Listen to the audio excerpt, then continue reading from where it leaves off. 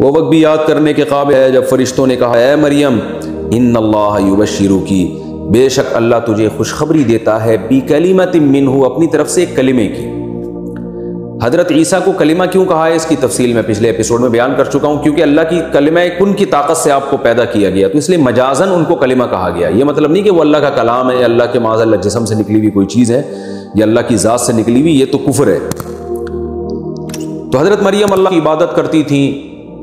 تو ایک دن فرشتہ آیا، سورہ مریم میں اس کو بہت تفصیل سے بیان کیا ہے، وہیں ہم انشاءاللہ اس کی تفصیل بیان کریں گے۔ یہاں جتنی ہیں، کیونکہ ابھی میں نے بار بار آپ کو بتایا کہ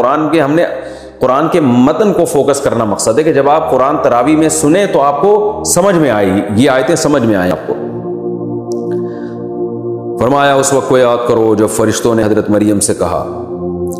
تو جبریل علیہ السلام نے اکیلے، لیکن جبریل علیہ السلام کو فرشتوں سے تعبیر کیا گیا ہے کیونکہ اس میں جنس کے طور پر سارے فرشتوں نے نہیں، فرشتوں کی ایک جنس تھی جبریل،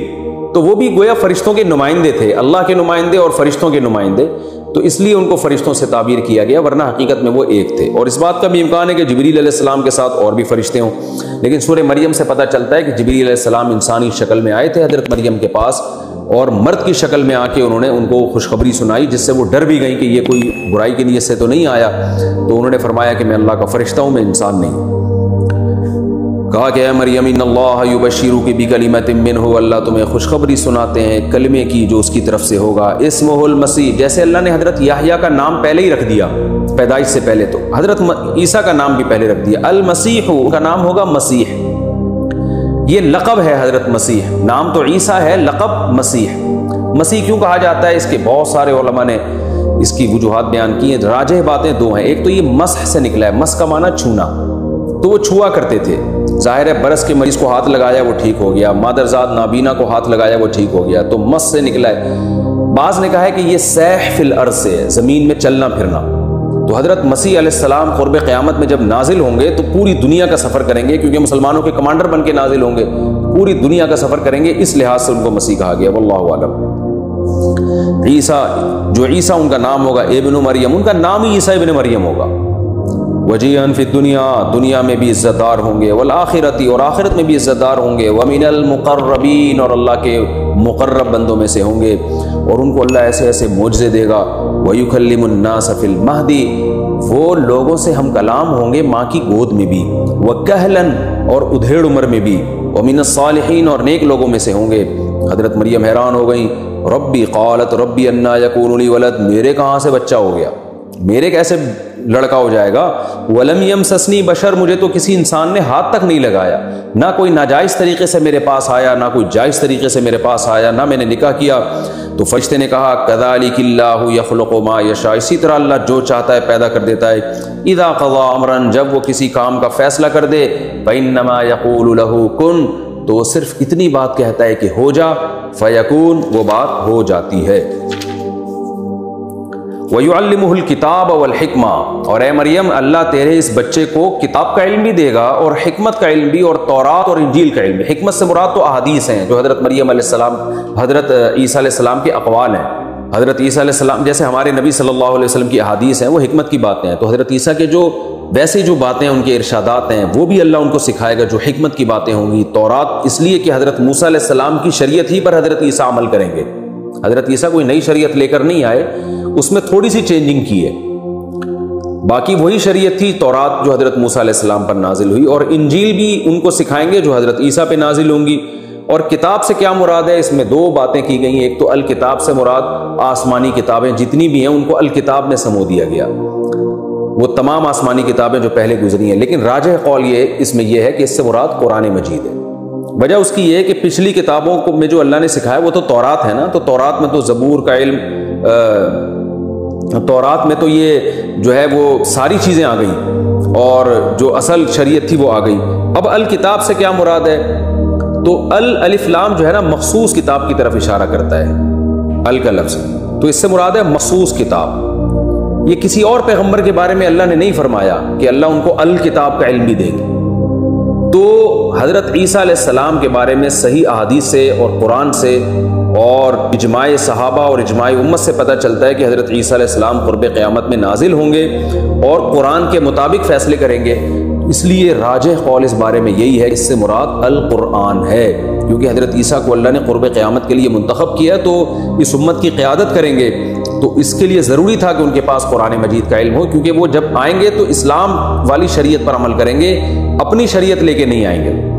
تو اس کے لیے ضروری تھا کہ ان کو قرآن کا علم دیا جاتا ان تمام لوازمات کے ساتھ۔ تو اس لیے اللہ نے فرمایا کہ ہم نے ان کو پہلے سے، یعنی یہ بچے کا ایک معجزہ ہے کہ اللہ اس کو کتاب کا علم بھی دے گا، اور حکمت کا علم بھی، تورات اور انجیل کا علم بھی، اور یہ بھی یہ ایک معجزے کی بات ہے کہ یہ جو اللہ نے فرمایا کہ وَيُعَلِّمُ النَّاسَ، وہ کیا ہے، وَيُكَلِّمُ النَّاسَ فِي الْمَهْدِ وَكَهْلًا، کہ یہ بچہ ماں کی گود میں بھی لوگوں سے ہم کلام ہوگا اور ادھیڑ عمر میں بھی۔ حضرت عیسیٰ علیہ السلام جوانی میں ہی آسمانوں پہ چلے گئے تھے، تو یہ جو ادھیڑ عمر کلام ہے نا، یہ نارملی کوئی معجزہ نہیں ہے۔ دیکھیں اللہ تعالیٰ تو یہاں حضرت عیسیٰ علیہ السلام کے معجزے ذکر کر رہے ہیں نا، حضرت مریم کو بتایا جا رہا ہے کہ تیرا یہ بچہ ماں کی گود میں بھی کلام کرے گا، اور جب بڑا ہو جائے گا، ادھیڑ عمر میں پہنچ جائے گا، اس وقت بھی کلام کرے گا۔ تو بھائی بچہ جب ماں کی گود میں ہو پھر کلام کرنا تو عجیب بات ہے، جب ادھیڑ عمر میں پہنچ جائے پھر کلام کرنا کون سی عجیب بات ہے، یہ تو سارے ہی کرتے ہیں۔ تو آج قرآن کی صداقت پتہ چلتا ہے کہ یعنی اس میں اشارہ دے دیا کہ عام طور پر کوئی شخص ادھیڑ عمر میں کلام کرے تو معجزہ نہیں ہے، لیکن عیسیٰ کا اس عمر میں کلام کرنا اس لیے معجزہ ہے کہ عیسیٰ کو اس عمر سے پہلے ہی اٹھا لیا جائے گا آسمانوں پہ، اور یہ قرب قیامت میں نازل ہو کر جب اس عمر میں کلام کرے گا تو یہ معجزہ ہوگا کہ ہزاروں سال کے بعد اللہ نے ان کو دنیا میں بھیجا اور وہ اس عمر میں پہنچنے کے بعد لوگوں سے کلام کریں۔ تو یہ بھی حضرت عیسیٰ علیہ السلام کی زندگی اور حیات کی طرف اشارہ ہے۔ قرآن میں حضرت عیسیٰ کی حیات پر صراحتاً بھی ہے، وہ دوسری جگہ پر اللہ نے فرمایا وَمَا قَتَلُوهُ، عیسائیوں نے حضرت عیسیٰ کو نہ قتل کیا، یعنی عیسائیوں نے نہیں، یہودیوں نے، وَمَا صَلَبُوهُ، اور نہ ان کو سولی پر لٹکایا، بَلْ رَفَعَهُ اللَّهُ إِلَيْهِ، بلکہ اللہ نے ان کو اپنی طرف اٹھا لیا۔ اور حدیث میں بھی آتا ہے کہ حضرت عیسیٰ علیہ السلام زندہ ہیں، قرب قیامت میں نازل ہوں گے۔ تو قرآن اور حدیث میں یہ مسئلہ دوسرے مقام پہ بہت صراحت سے بیان کر دیا، لیکن یہاں بھی اشارے ہیں کہ اے مریم تیرا یہ بچہ بچپن میں بھی ماں کی گود میں ہم کلام ہوگا، اور ادھیڑ عمر میں پہنچنے کے بعد بھی ہم کلام ہوگا۔ تو اس وقت تو حضرت مریم کو بھی اندازہ نہیں ہوا گو کہ اللہ نے اس میں کیا خوشخبری سنائی اور کیا معجزے کا تذکرہ کیا ہے، لیکن جب حضرت عیسیٰ آسمانوں پہ زندہ اٹھے ہیں تو پھر دنیا کو پتہ چلا کہ اس آیت کا مطلب کیا ہے، اور حضرت عیسیٰ کا ادھیڑ عمر میں پہنچ کے لوگوں سے ہم کلام ہونا یہ واقعی ان کا ایک معجزہ ہوگا۔ تو یہاں بھی ایسا ہی ہے، وَيُعَلِّمُهُ الْكِتَابَ وَالْحِكْمَةَ، اے مریم اللہ تیرے بچے کو کتاب کا علم بھی دے گا، یعنی قرآن کا جو صحیح جو راجح تفسیر ہے اس کے مطابق، وَالْحِكْمَةَ وَالتَّوْرَاةَ وَالْإِنْجِيلَ، اور تورات کا علم بھی دے گا اور انجیل کا علم بھی دے گا، وَرَسُولًا إِلَىٰ بَنِي إِسْرَائِيلَ، اور اسے بنی اسرائیل کا رسول بنا کے بھیجے گا۔ وہ رسول کیا کہے گا لوگوں سے، انی قد جئتکم بآیۃ من ربکم، لوگوں میں معجزوں کے ساتھ آیا ہوں، نشانیوں کے ساتھ آیا ہوں، اور ایسی ایسی نشانیاں میں لے کر آیا ہوں کہ تم حیران ہو جاؤ گے۔ بعض علماء کی رائے یہ ہے کہ جتنے معجزے حضرت عیسیٰ علیہ السلام کو دیے گئے اتنے کسی کو نہیں دیے گئے۔ اللہ نے ہر پیغمبر کو جزوی فضیلت دی ہے نا، جیسے حضرت موسیٰ کو کوہ طور پہ بلا کے ہم کلام ہوئے، حضرت آدم علیہ السلام کو تمام انسانوں کا باپ بنایا، حضرت نوح علیہ السلام کو عمر بہت لمبی دی، یوسف علیہ السلام کو حسن بہت دیا، ہمارے نبی کو تو ساری دنیا کے سارے انسانوں کی طرف پیغمبر بنا کے بھیجا۔ تو ہر نبی کو اللہ نے ایک الگ سے وصف دیا ہے۔ تو حضرت عیسیٰ علیہ السلام کا جو وصف تھا وہ معجزوں کی کثرت اور معجزوں کی نوعیت بھی بہت ہی عجیب، یعنی وہ کام جو بالکل ناممکن سمجھے جاتے ہیں۔ لاٹھی کو سانپ بنانا حضرت موسیٰ علیہ السلام بناتے تھے، لیکن اس کو ناممکن نہیں سمجھا جاتا، جادوگر یہ کام کر رہے ہوتے ہیں، حقیقت میں نہیں کرتے، نظر کا دھوکہ دیتے، لیکن بظاہر ایسا لگتا ہے۔ لیکن عیسیٰ ابن مریم کو وہ معجزے دیے گئے جو جادوگر بھی نہیں کرتے، یعنی دھوکہ دینے کے لیے بھی وہ جادو نہیں کیا جا سکتا،